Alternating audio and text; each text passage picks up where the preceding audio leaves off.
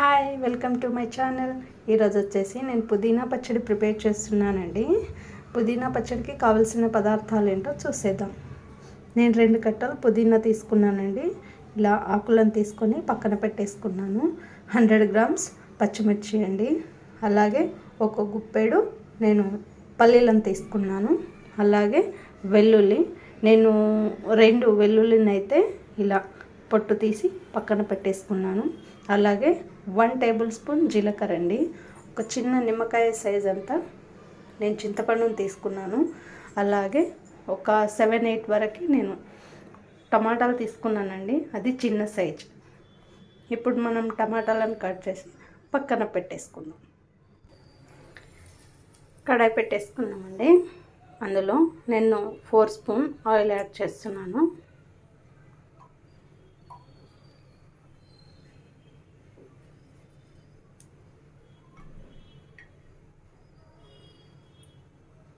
కొంచెం ఆయిల్ నేను ఎక్కువనే యాడ్ చేస్తున్నానండి.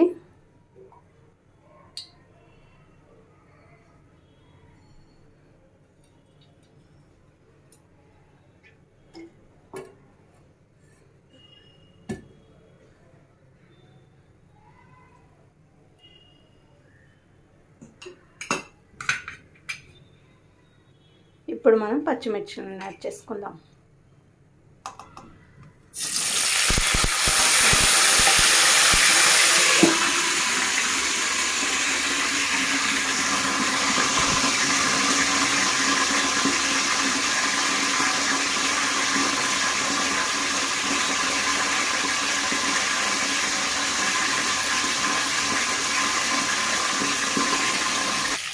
ఇప్పుడు మనం పల్లీలను యాడ్ చేసుకున్నామండి.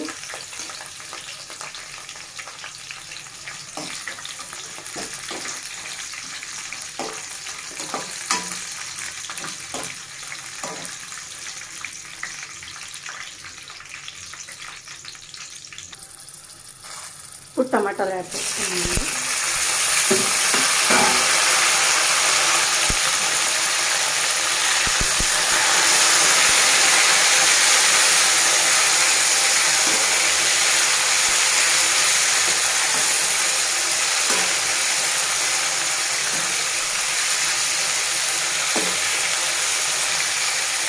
టమాటాలు కొంచెం మగ్గనివ్వాలండి.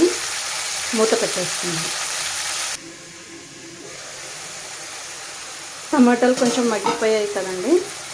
అందులోనే మనం కొంచెం 1 స్పూన్ సాల్ట్ని యాడ్ చేసుకున్నాం.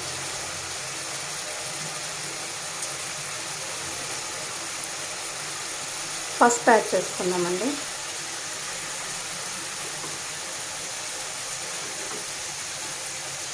నేను 1/2 టేబుల్ స్పూన్ పసుపు యాడ్ చేస్తున్నానండి. ఇప్పుడు మనం కడిగి పెట్టుకున్న పుదీనాని యాడ్ చేసుకున్నాం.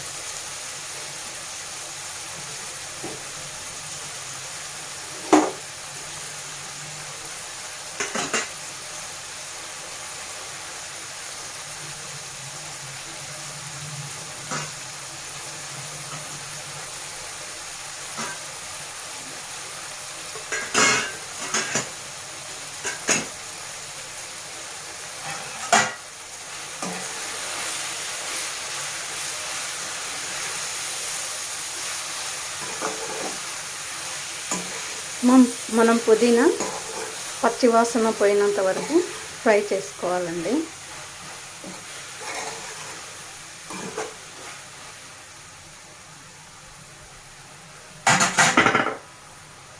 అందులోనే మనం వెల్లుల్లి యాడ్ చేసుకున్నాం. 1 టేబుల్ స్పూన్ జీలకర్ర, అలాగే 1/2 నిమ్మకాయ అంత సైజ్ చింతపండుని యాడ్ చేసుకోండి.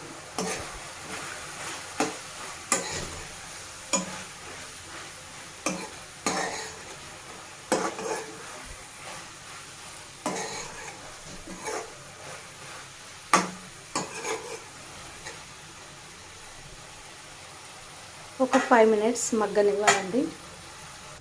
5 మినిట్స్ అయిపోయిందండి.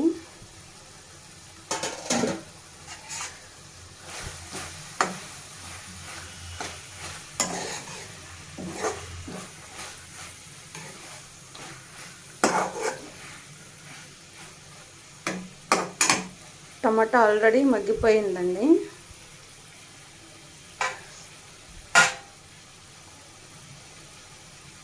మనం స్టవ్ ఆఫ్ చేసేసి ఒక 5 మినిట్స్ దీన్ని చల్లారనిద్దామండి.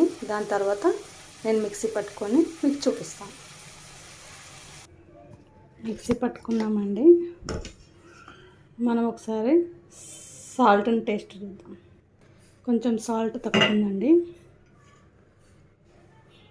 కొంచెం సాల్ట్ యాడ్ చేసుకో.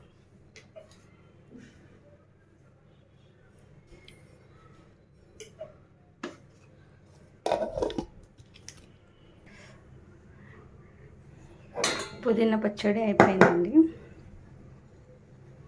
ఇలా చేసుకొని తింటే చాలా బాగుంటుందండి. ఇది వచ్చేసి చపాతీలోకైనా బాగుంటుంది, వేడి వేడి రైస్లోకైనా బాగుంటుంది, ఇడ్లీ అండ్ దోశ దేంట్లో తింటే కూడా బాగుంటుందండి. ఒకసారి మీరు కూడా ట్రై చేయండి. ఒకవేళ నా వీడియో నచ్చినట్లయితే లైక్ చేయండి, షేర్ చేయండి, కామెంట్ చేయండి. డిఎస్టీ ఛానల్ని సబ్స్క్రైబ్ చేసుకోండి. Thank you.